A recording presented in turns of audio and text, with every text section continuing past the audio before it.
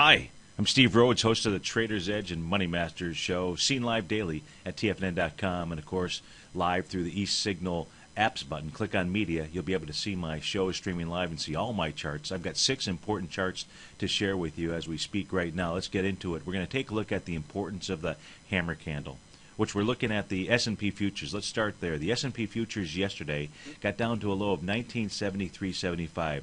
There's been enough of a decline for this to be a hammer candle. Now that's a very bullish signal out here.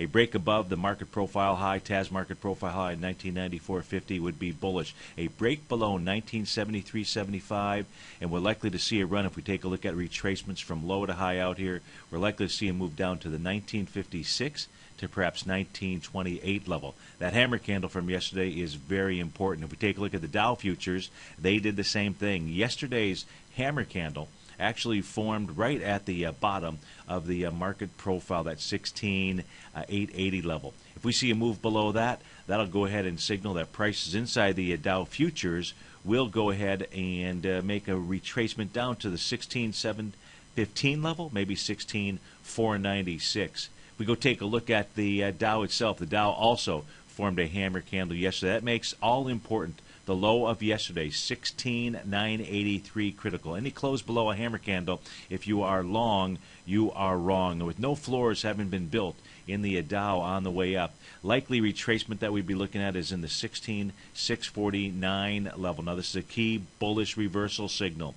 So any breakout above the 17,161, that would be extremely bullish. We'll deal with that as it happens. Now, inside 3 of the sectors inside the S&P 500, 2 days ago, they actually formed bullish reversal hammer candles. So where are we going to watch for? Well, inside the XLE, the energy sector, we're going to watch that level of 93.81. That low was tested yesterday. There's your hammer candle. Any close below that hammer candle, we can take a look at the A to B equals CD pattern to give us a price projection. That A to B equals CD pattern suggests that we would see price move down to at least 91.76, more likely 89.85. That's what's going on inside the energy sector. Quick take a look at the consumer discretionary area. This formed a hammer candle. 68.07 is key support. 67.84 as well. We've got a little bit of a breakout with a gap here. We've got the TAS market profile. Any close below 67.84, and that probably sets up a run all the way back down into the August 7th swing point. That's in the consumer discretionary area. And finally, let's take a look at materials here.